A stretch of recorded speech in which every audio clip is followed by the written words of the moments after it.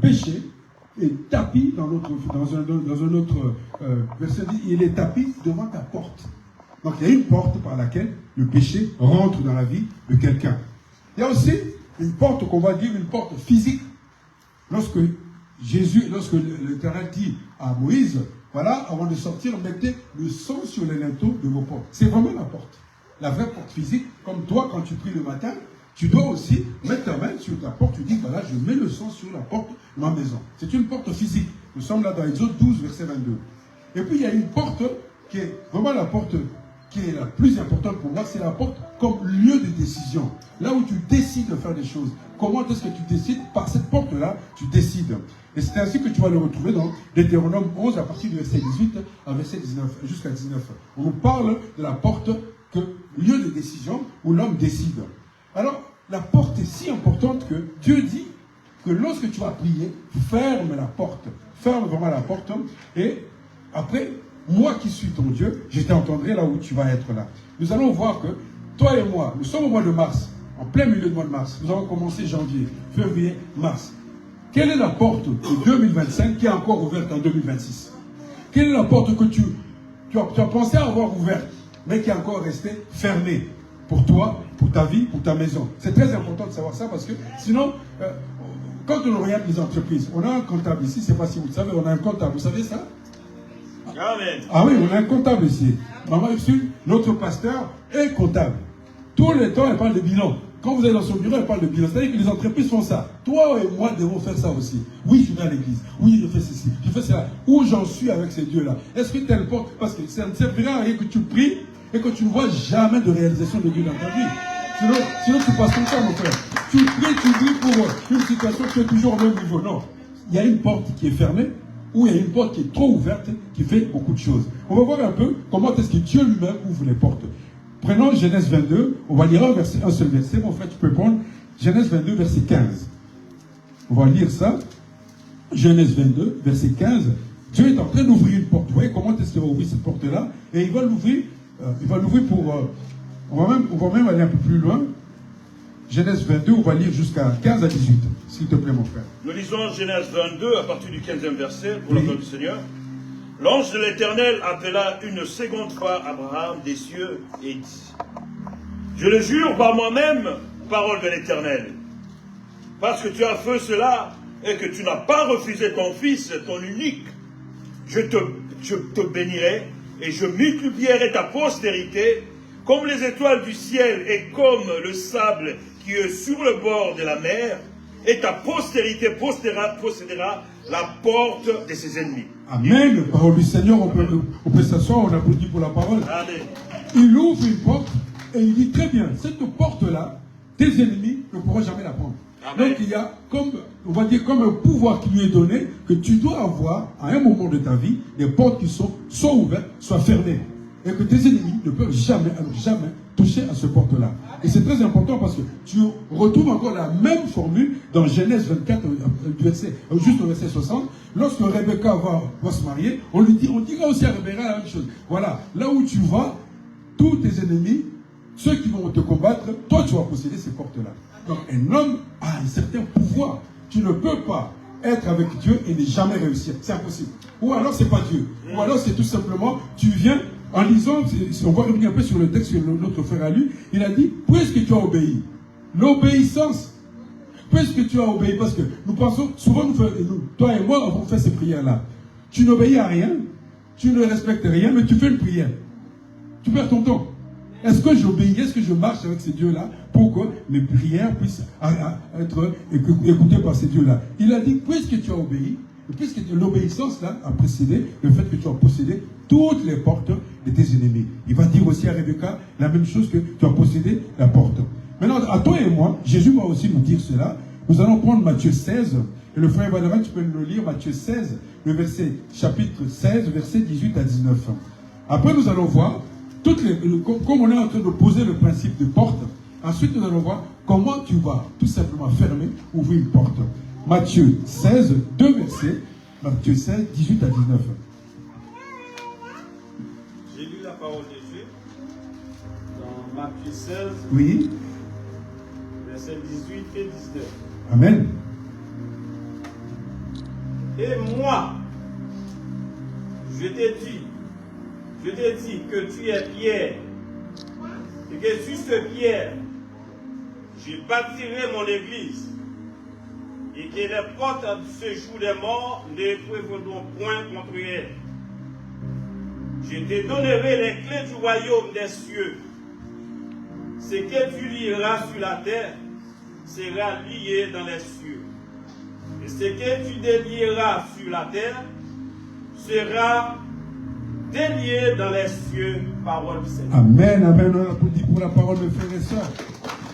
Dieu te dit à toi et à moi qu'ils sont ce qu'on appelle l'église, parce que l'église c'est le corps.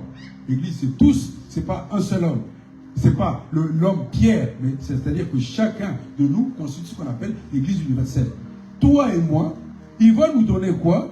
Les portes, il va tout simplement faire en sorte que les portes des séjours de mort ne puissent jamais prévaloir sur moi. Prévaloir, c'est tout simplement prendre possession, ou le terme n'est pas terrible, on peut dire mater, ou on peut dire aussi te soumettre. Ces portes-là ne seront jamais pour toi un obstacle. Quelles sont les portes de séjour de la mort? Il y en a plusieurs. On peut parler par exemple, de la mort elle-même, c'est une porte. On peut parler aussi tout simplement des échecs, c'est aussi des portes. On peut parler aussi des abîmes. Quelqu'un qui, on dit, il va aller dans les abîmes. Toutes ces portes-là, pour toi, à qui il a donné cette clé, tu n'auras jamais à souffrir de ces portes-là. Ces portes-là ne porteront jamais de problème contre toi. Maintenant, qu'est-ce qui se passe dans notre vie de tous les jours? Nous avons plein de portes qui s'ouvrent.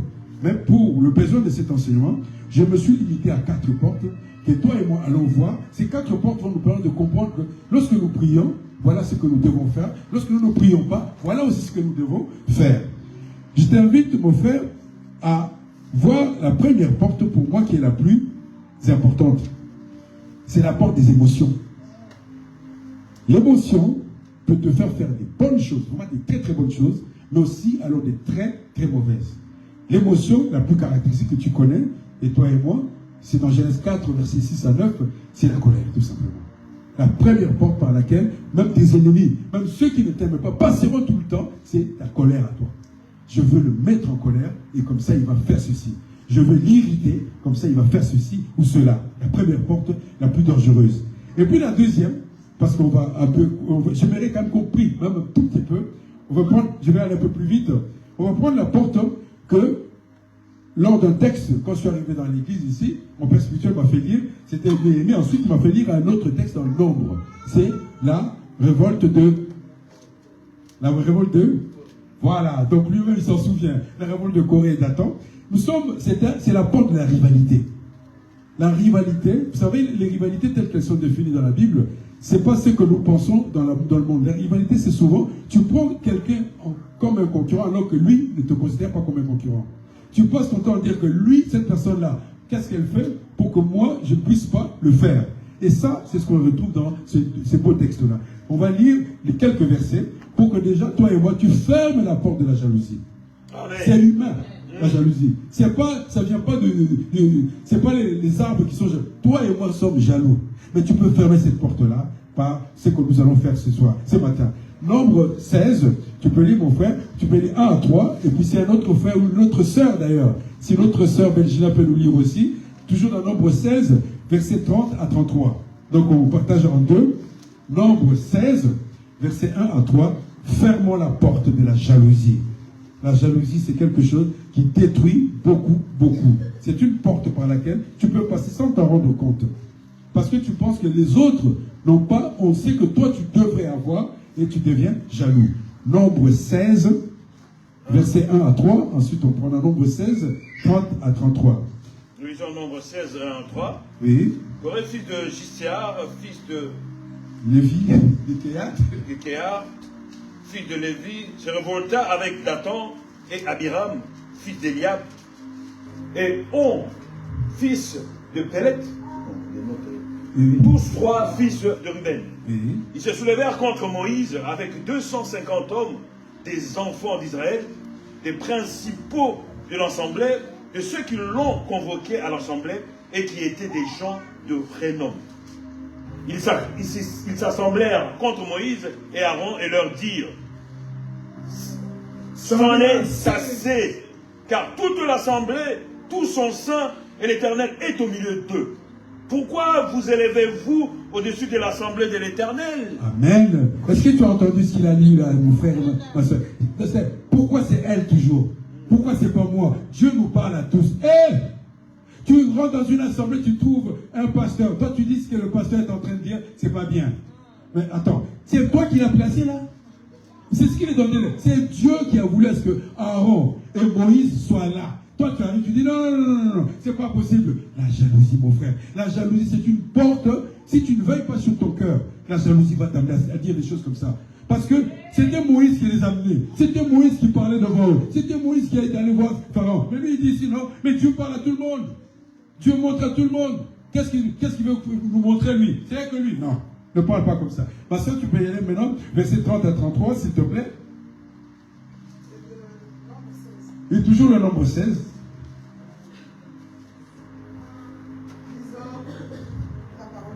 Ça, c'est la prière que va faire Moïse contre ses propos qui sont tenus contre lui. Mais si l'Éternel fait une chose, une nuit, si la terre ouvre sa bouche pour les engloutir avec tout ce qui leur appartient et qu'ils descendent vivants dans les séjours des morts, vous saurez alors que ces gens ont méprisé l'Éternel. L'Éternel. Ils n'ont pas méprisé Moïse, mais l'Éternel. Amen. Continue, ma soeur. Comme il achevait de prononcer toutes ces paroles, la terre qui était sous eux se fondit. La terre ouvrit sa bouche et les engloutit, eux et leurs maisons, avec tous les gens de Corée et tous leurs biens. Amen, amen. On applaudit pour la parole. Cette porte-là est dangereuse. Si tu as l'habitude d'être jaloux, de dire toujours, ah oui, c'est surtout dans les familles. C'est même pas chez les amis, hein. C'est surtout dans les familles. Ton grand frère, ta petite soeur, ton neveu. C'est celui-là qui pense qu'il peut mieux que toi. Toi, tu ne fais rien. Lui, c'est toujours dans les familles qu'on trouve ça. C'est jamais, c'est rare qu'un ami, qu'un frère. Non, c'est surtout dans nos familles qu'on trouve ça. Ferme la porte de la jalousie, mon frère. On va continuer, on va lire encore maintenant un autre texte pour encore fermer une autre porte. Proverbe 10, verset 19. Quelqu'un peut le lire, Proverbe 10, verset 19. Et là, on va fermer la porte que toi, tu connais mieux que moi aussi. C'est, amen, tu veux lire, mon frère? Parle un peu plus fort, sinon on ne t'entendra pas. Proverbe 10, verset 19.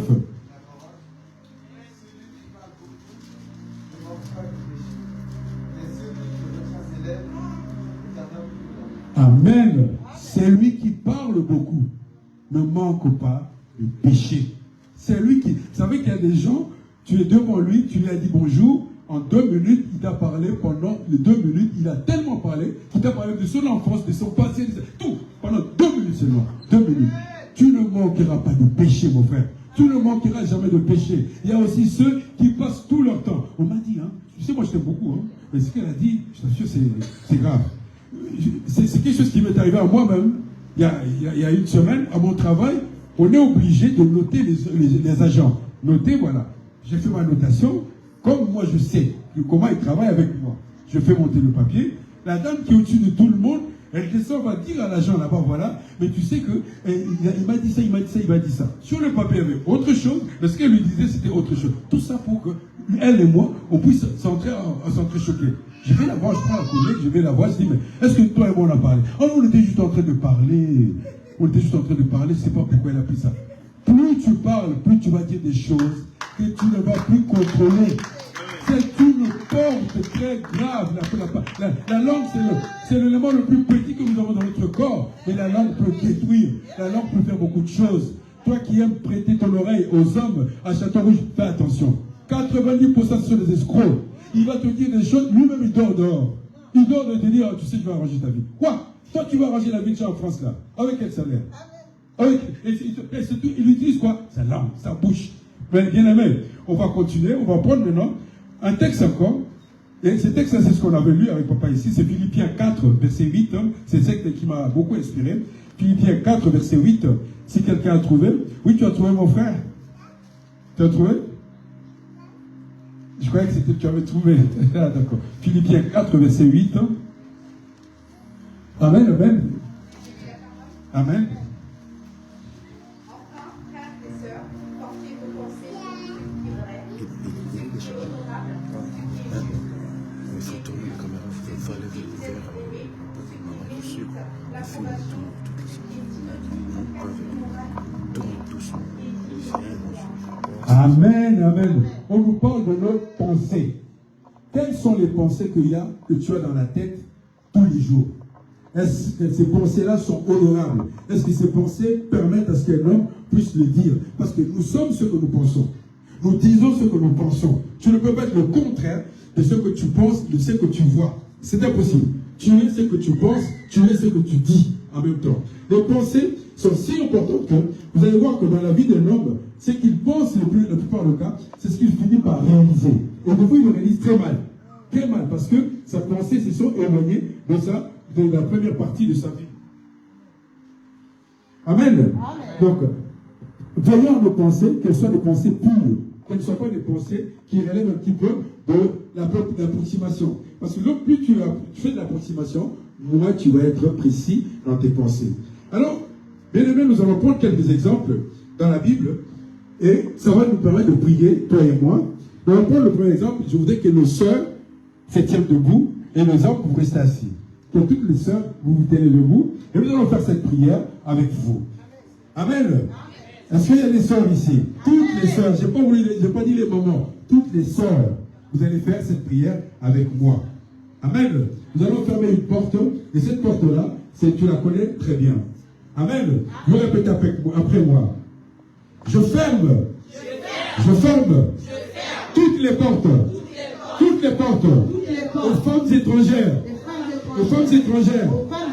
À la vue de mon mari. À la vue de mon mari. Je ferme les portes. Je ferme les portes. Les femmes étrangères. Les femmes étrangères. À la vue de mon mari. Amen. C'était le mois de la femme, il fallait dire ça quand même. Amen. Asseyez-vous. Maintenant, nous allons continuer. Maintenant, tout le monde va faire cette prière avec moi encore. Nous allons tous prier. On se tient debout, mes frères et sœurs. On va prier parce qu'on ne peut pas aller au-delà jusqu'au moment quand même prendre quelques minutes. Nous allons chacun de nous fermer la porte fermer la porte au péché. Et pour ça, tu vas répéter avec moi. Seigneur, Seigneur, Seigneur, Seigneur, Seigneur, Seigneur, j'ai péché, j'ai péché, je ferme la porte, je ferme la porte, au péché, au péché, au péché, je ferme la porte, au serpent ancien, je ferme la porte, je ferme la porte, au serpent ancien. Et continue à faire que ça, au nom de Jésus, on va encore prier, on va prier maintenant pour le frère et sœurs, les jeunes, continue de prier, dans mon langage, Père éternel, de ma marche, Père. Toute porte que j'ai ouverte qui ne confesse pas ta Seigneurie, ce matin je le ferme dans le nom de Jésus. Les portes qui sont ouvertes dans ce ministère. Oh Jésus, en ton nom, Père éternel, d'être au même accord avec mon frère, ma soeur. Ce matin, nous fermons toutes les portes. Nous fermons toutes les portes, Père éternel. Les portes de négatif, les portes de la jalousie, les portes, Père éternel, qui viennent pour nous nuire. Dans le nom de Jésus, dans le nom de Jésus, nous fermons. Dans le nom de Jésus, nous fermons. Les portes de la maladie, les portes d'enseignement voiture, les portes de mensonge. Au nom de Jésus, nous les fermons ce matin. Nous allons faire encore une prière là, mes frères et sœurs. Cette prière, c'est pour les parents. Vous allez répéter avec moi. Je ferme. Je ferme. Je ferme. Je ferme. Toutes les portes. Toutes les portes. Au délilat. Au délilat. Au délilat. Au délilat. Pour mon fils. Pour mon fils. Pour mon fils. Pour mon fils. Je ferme. Je ferme. Je ferme. Je ferme. Toutes les portes. Toutes les portes. Au délilat. délilat. Au délilat. Au délilat. Pour mon fils. Pour mon fils. Continuez de prier. Au nom de Jésus. Toutes les portes. Seigneur. Toutes les portes qui peuvent un jour Je remets mes enfants entre tes mains, Père éternel. Ferme toutes les portes. Ferme toutes les portes que les délilats ouvrent devant leur Dieu, j'ai besoin. Seigneur, que leurs yeux puissent voir celles que tu veux qu'ils voient. Seigneur, prépare leur détour pour Seigneur ton enfant. Prépare, Père éternel, ce qui est bon pour eux. Glorifie ton nom, Père éternel. Ouvre leurs yeux spirituels dans le nom de Jésus. Amen. Nous allons prendre une dernière porte. Vous restez debout, mes frères, ça ne va pas être long. Nous allons aller dans le livre de 2 Corinthiens, au chapitre 2, le verset 11. Juste le verset 11. Et on va nous dire quelque chose de très important. Si tu as trouvé, tu lis. 2 Corinthiens, chapitre 2, verset 11, on nous dit quelque chose de très important. Pour toi et moi, pourquoi faisons-nous toutes ces prières ce matin? Verset 11, on nous dit ceci. Afin de ne pas laisser à Satan l'avantage sur nous, car nous n'ignorons pas ses desseins. C'est-à-dire que n'ignore jamais que Satan te cherche tous les jours. Il veut te, comme on dit, il veut, dans le livre de Luc 11, il veut tout simplement te frapper. Ne fais jamais les choses sans vérifier. Est-ce que je suis pas en train d'ouvrir une porte? Alléluia. Je suis en train de faire là. Car Satan, il est caché partout où nous passons. Ferme la porte ce matin à toute forme d'ignorance de la parole. Ferme la porte. Je sors de l'ignorance. Je sors de l'ignorance. Mon peuple périt par manque de connaissance. Je sors de l'ignorance. Je ferme la porte à l'ignorance. Je ferme la porte à l'ignorance. Je ferme la porte à l'ignorance. Continue de fermer la porte à l'ignorance. Continue de fermer la porte à l'ignorance. Je ferme la porte à l'ignorance. Je ferme la porte à l'ignorance. Je ferme la porte. Je ferme la porte. Je ferme la porte. Seigneur, donne-moi la capacité de discerner ce qui est bien et ce qui est mal, afin que j'avance, Père éternel, dans la crainte de ton nom. Amen, amen. Amen. Voilà ce que nous voulions partager, toi et moi, ce matin. On va faire plus, mais le programme, Dieu a voulu, c'est le Saint-Esprit. Le Saint-Esprit nous a amenés partout où on est passé, c'était des enseignements aussi. Amen. Quand quelqu'un témoigne, c'est un enseignement pour toi et pour moi aussi. Amen. Donc, c'est-à-dire qu'on aurait pu faire plus, mais Dieu a voulu que nous fassions ça. Alléluia. Que la paix et la joie, l'amour de notre Dieu soient avec nous ce matin. Amen. Amen.